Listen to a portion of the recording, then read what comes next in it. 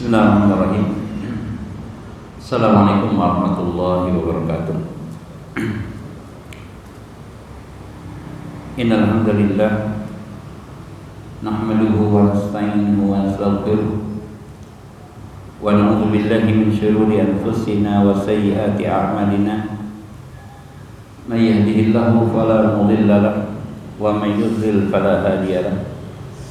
Asyhadu an la ilaha illallah wahdahu la syarika lah wa asyhadu anna Muhammadan abduhu wa rasuluhu la nabiyya wa la rasula ba'da.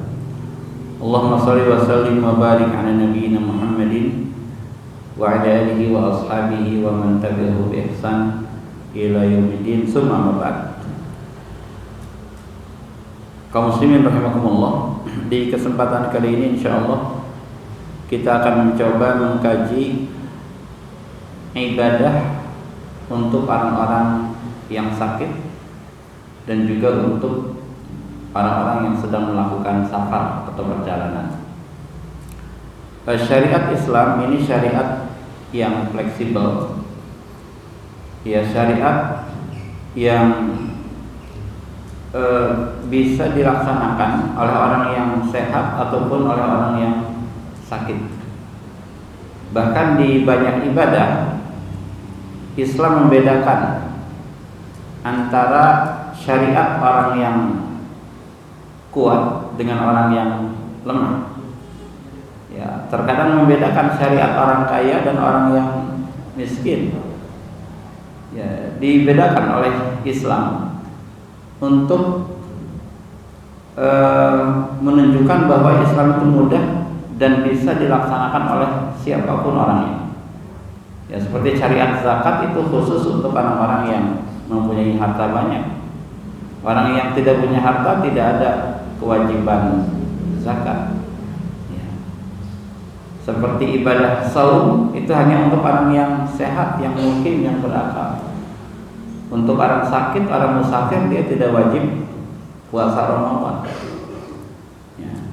Nah, maka dalam banyak syariat ini memang dibedakan antara metode, ya, pelaksanaan syariat untuk orang yang sehat dan juga untuk orang yang sakit. Nah, yang pertama masalah thaharah. Dikatakan, ya, yajibu 'alal marid ay yatatahhar bil ma'. Wajib bagi orang yang sakit bersuci dengan air. Kemudian berwudu untuk menghilangkan hadas kecil dan mandi untuk menghilangkan hadas besar. Ini hukum asalnya.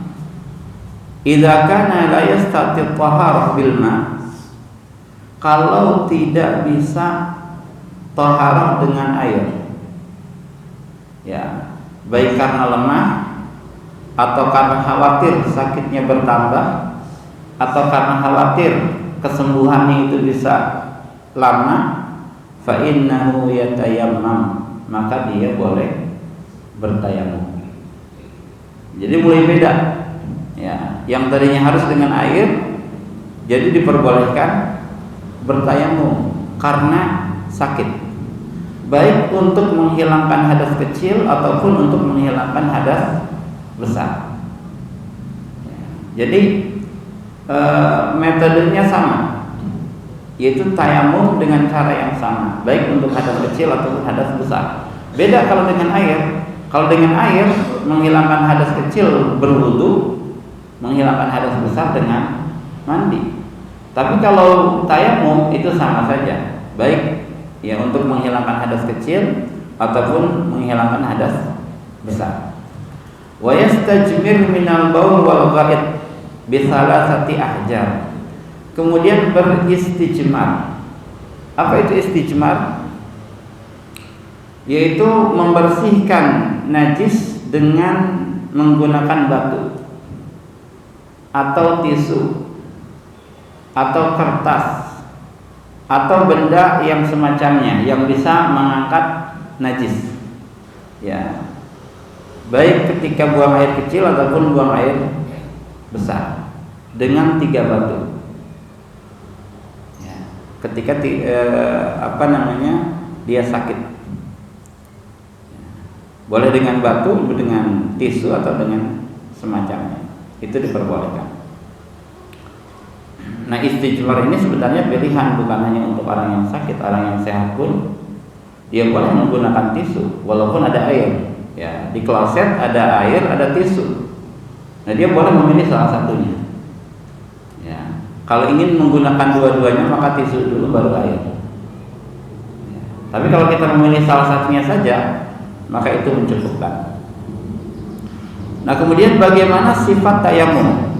Yadribul marid al-arda al-zahirah biyadaihi darbatan wahidah yamsahu bihima wa jami'a wajhihi thumma yamsahu kaffaihi ba'duhuma bi ba'din.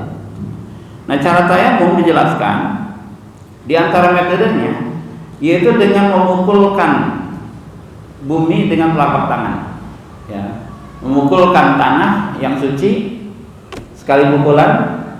Kemudian setelah dipukulkan ke tanah, maka diusap ke wajahnya dan juga ke tangannya. Ya. Nah, khilaf tangan apakah sampai siku ataukah sampai pergelangan. Ya. Nah, banyak ulama yang mengatakan sampai pergelangan. Ini Hanabilah dan Syafi'iyah sampai siku. Ya, kalau sampai pergelangan berarti tepukan sekali, kemudian ke wajahnya, kemudian langsung ke tangannya. Ya. Untuk sekali tepukan untuk wajah dan telapak tangan. Nah, jika dia sakit dan tidak bisa bersuci sendiri, ya, harus dibantu dengan orang lain, maka silahkan diwudukan oleh orang lain atau ditayamumkan. Ya, saat berbaring di rumah sakit dia bisa menggunakan air tapi tidak bisa wudu sendiri, maka silahkan diambilkan air kemudian diusapkan ke wajahnya dan cukup sekali, tidak usah 3 kali. Ya, yang wajibnya saja cukup sekali. Dan kalau wudu sekali-sekali dan yang wajib saja itu tidak akan membasahi kasur. Ya, tuangkan sedikit air, sedikit saja, kemudian dibasuh wajahnya sekali. Itu kasur nggak basah. Tuangkan lagi sedikit, dibasuhkan ke tangannya sekali. Itu nggak basah. Ya, kemudian tangan kiri, kemudian tuangkan sedikit, diusapkan. Tuangkan sedikit lagi, ya, kakinya kanan dan kiri. Tidak usah kumur-kumur, tidak usah istinsyak atau istinthar. Jadi yang wajib saja itu kasur tidak akan basah. Ya, sama metode berwudu ketika kita berada di pesawat.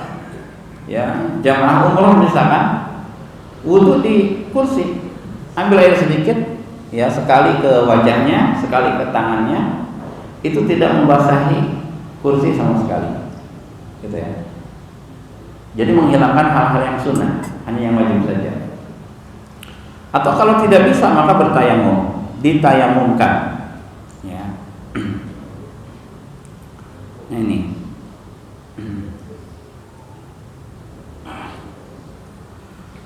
Nah, kemudian idza kana fi ba'di a'dha'i at-taharah, ya, jurhun fa innahu yaghsiluhu bil ma'. Kalau di antara anggota wudu itu ada luka, ya, ada luka, maka dicuci dengan air kalau bisa. Kalau tidak bisa maka cukup diusap saja, ya, diusap atasnya, tidak dicuci. Ya, kemudian yajuzu lil marid ayyatayammam 'alal jidar aw 'ala syai' akhar tahirun lahu gubar. Boleh bagi orang yang sakit bertayamum di atas tembok atau apapun yang ada debunya. Ya. Ini fatwa dari Ibnu Utsaimin, ya, dan banyak ulama yang membolehkannya dengan syarat terdapat debu di tembok tersebut. Ya. idza lam yatamakkan al-marid min at-tayammum 'ala al-ardi aw al-jidar aw syai'in akhar ya lahu gubar fala ba'sa ayudhu turab fi ina aw mindil yatayammam minhu. Jika ya orang sakit itu tidak bisa bertayamum langsung ke tanah, atau dia juga tidak bisa bertayamum melalui tembok, maka boleh ya seseorang meletakkan tanah ya di atas sapu tangan, kemudian dia meletakkan di atas sapu tangan tersebut setelah diberikan tanah ya, maka ada yang jualan tanah tayamum gitu ya, itu bisa itu ya, tanahnya dikeringkan ya, setelah dikeringkan dijadikan tepung ya, itu bisa tayamum ya. Jadi ketika sakit diletakkan di sapu tangan, kemudian kasih tanah, setelah kasih tanah letakkan tangan kita di tanah itu, kemudian usapkan ke wajah dan ke tangan kita ya, itu boleh. Nah, kalau seseorang sudah bertayamum untuk sholat, maka selama dia suci, dia bisa mengulang-ulang sholat dengan satu tayamum itu. Berbeda dengan mazhab Syafi'i. Kalau mazhab Syafi'i, sekali tayamum untuk satu sholat wajib ya. Kalau zuhur tayamum, datang asar walaupun belum batal, dia harus tayamum lagi ya. Untuk sholat sunnah itu silahkan sebanyak-banyaknya, tapi kalau untuk sholat wajib sekali tayamum satu sholat. Nah, Fatwa Ibnu Utsaimin mengatakan untuk satu tayamum itu boleh untuk berkali-kali sholat, baik sunnah ataupun wajib, syaratnya belum batal, sama dengan wudu. Alasannya karena tayamum adalah pengganti wudu ya, karena tayamum adalah pengganti wudu.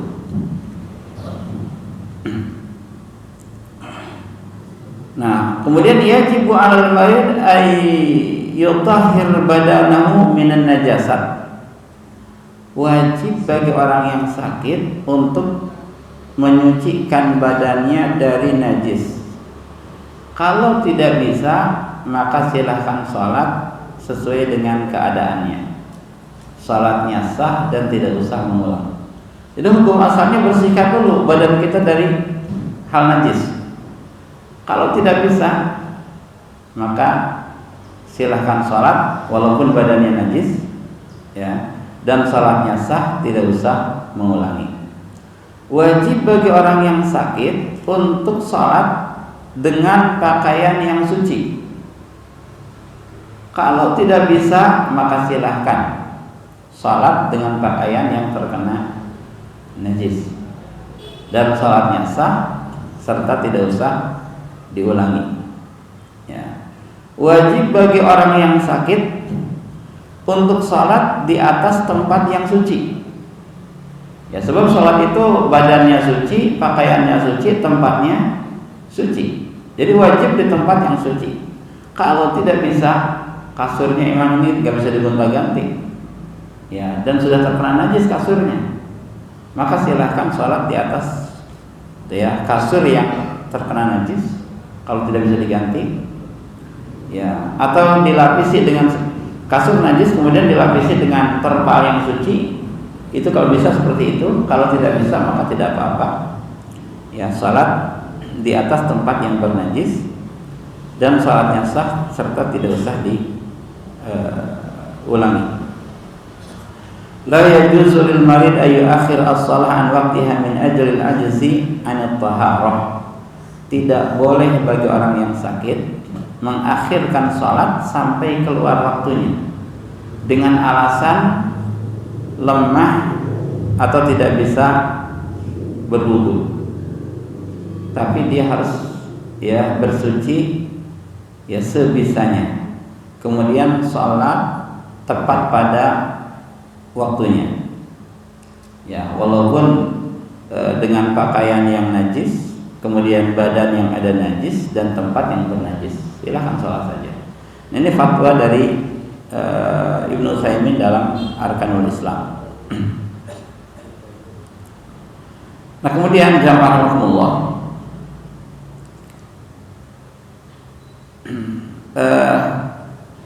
selanjutnya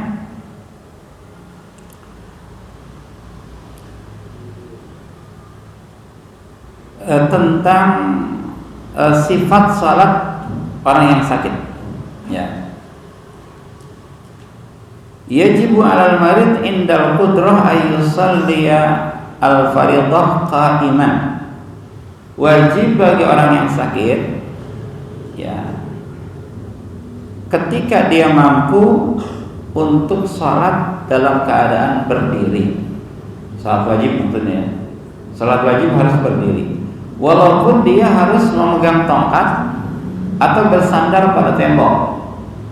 Ya, salatnya sambil bersandar ke tembok. Kalau dia sanggup seperti itu maka wajib berdiri. Ya, beda dengan salat sunnah. Kalau salat sunnah boleh dalam keadaan duduk, walaupun sehat. Ya, kita sehat dan melaksanakan ba'diyah zuhur misalkan dalam keadaan duduk itu sah salatnya. Tapi pahalanya setengah. Tapi kalau salat wajib itu wajib berdiri. Ya, orang sakit pun wajib berdiri kalau dia mampu. Kalau tidak mampu berdiri, shalla jalisan. Ya. Kalau tidak sanggup berdiri, maka silakan salat dalam keadaan duduk. Wal afdal ayyakuna mutarabbi'an fi mawdi'il qiyam wa ruku'. Dan yang paling afdal, maka hendaknya dia ya mutarabbi, bersila. Jadi sila salahnya itu. Ya, bersila. Mutarabbi'an. Bukan duduk tawaduk atau bukan duduk iftirash. Ya, bersila pada tempat berdiri atau ketika dia ruku. Jadi ketika berdiri, Allahu Akbar, takbiratul ihram, baca Al-Fatihah, kemudian baca surat setelah Al-Fatihah, itu mutarabbi, bersila. Ketika ruku masih bersila. Ketika sujud, ya dia sujud, kemudian duduk di antara dua sujud baru nggak bersila lagi. Dia duduknya iftirash. Ketika tahiyat maka tawarruk. Ya. Tapi dalam kondisi berdiri, ya dalam kondisi membaca Al-Fatihah dia bersila. Dalam kondisi ruku dia bersila. Ya. Dan dia berubah ketika duduk di antara dua sujud sebab dia iftirash. Atau ketika tahiyat maka dia tawarruk. Gitu ya. Kalau tidak bisa salat dalam keadaan duduk, shalla ala jambihi mutawajjihan ilal qiblah wal jambul aiman afdal. Ya. Nah, kalau tidak bisa duduk maka silakan salat di atas lambung kanannya menghadap kiblat. Ya, kepala kita di sebelah sana, kita menghadap kiblat di atas lambung kanan. Kalau bisa, itu lebih afdal. Kalau tidak bisa, di atas lambung kiri tidak apa-apa. Ya. Itu. Fa illam yatamakkan min at-tawajjuh ila al-qiblah shalla haitsu kana ittijahu. Kalau tidak bisa salat menghadap kiblat, maka silakan salat ke arah manapun. Salatnya sah, tidak usah diulangi. Ya. Kalau bisa menghadap kiblat, kalau tidak bisa maka tidak apa-apa. Jika tidak bisa salat di atas lambung kanannya, shalla mustalqiyan rijlahu ilal qiblah. Ya. Kalau tidak bisa salat di atas lambung kanan, maka salatnya mustalqiyan, telentang. Nah, ya. Ya, telentang, kemudian menghadapkan kakinya ke arah kiblat. Ya, jadi kepala kita di sana, kaki kita ke sana. Ya, kakinya ke arah kiblat. Shalla haitsu kana. Ya. Dan silahkan sholat dan sholatnya sah, tidak usah diulangi. yajibu 'alal marid ay yarka wa yasjud fi salatihi fa illam yastati aw ma'a bihi ma bi ra'sihi. Ya. Dan wajib bagi orang yang sakit untuk ruku dan sujud dalam salatnya. Kalau tidak bisa, maka berikan isyarat dengan kepalanya. Ya. Jadi yang tadi ketika telentang itu dengan sedikit mengangkat kepalanya ke arah kiblat menggunakan bantal. Kalau tidak bisa maka tidak apa-apa, diluruskan saja. Ya, untuk ruku dan sujud wajib. Kalau tidak bisa maka diberikan isyarat dengan kepalanya. Ya, gerakan sujud, ya, gerakan ruku itu direndahkan sedikit kepalanya, kemudian gerakan sujud semakin rendah lagi, gitu ya. Wa yaj'al sujud akhfad minar ruku'. Nah, kemudian jika dia tidak bisa memberikan isyarat dengan kepalanya untuk ruku ataupun sujud, sakitnya parah benar nih ya. Jadi tidak bisa menggerakkan kepalanya untuk ruku dan sujud, asyara bi ainaihi, maka gunakan isyarat dengan kedipan matanya, gitu ya. Jadi diangkat matanya untuk takbiratul Allahu Akbar. Ya, sami Allahu liman hamidah. Terus begitu. Ya, jadi ruku dan sujudnya tidak dengan kepala, tapi dengan kelopak mata. Ya, dengan matanya. Ya. Itu. Ini asyara bi ainaihi. Idza kana al-marid la yastati al-ima bil ra'si wala bil isyar al-ainain shalla bi qalbihi. Kalau si sakit ini tidak bisa sholat baik dengan kepalanya dan juga tidak bisa mengisyaratkan dengan kedua matanya, maka sholat dengan hatinya, ya. Fayukabbir wa yaqra wa yanwi wa ruku wa sujud wal qiyam wal qu'ud bi qalbihi wa likulli imri'in ma nawa. Maka silakan bertakbir, membaca Al-Fatihah, niat, ruku, sujud, berdiri, kemudian duduk dan lainnya itu dengan hatinya. Dan setiap seseorang mempunyai, ya, niat di dalam hati. Ya, ini. Jadi saking pentingnya salat, ya, tidak ada rukhsah sesakit apapun orang itu harus salat. Beda dengan puasa, rukhsahnya banyak. Beda dengan haji, dengan zakat, itu banyak rukhsah untuk meninggalkan hal itu. Tapi meninggalkan salat tidak diberikan rukhsah. Ya, meninggalkan sholat tidak diberikan rukhsah. Tidak ada rukhsah untuk meninggalkan sholat sampai dia mati, ya. Tetapi rukhsahnya adalah gerakan-gerakan sholat, ya. Nah, kemudian wajib bagi orang yang sakit untuk melaksanakan sholat tepat pada waktunya, ya. Asar di waktu asar, maghrib di waktu maghrib. Dan ketika dia kesulitan salat pada waktunya, maka boleh dijamak. Ya, zuhur dengan asar dilakukan di salah satu waktu. Ya, atau maghrib dengan isya dilakukan di salah satu waktu. Untuk subuh dia salat sendiri. Ya, ini.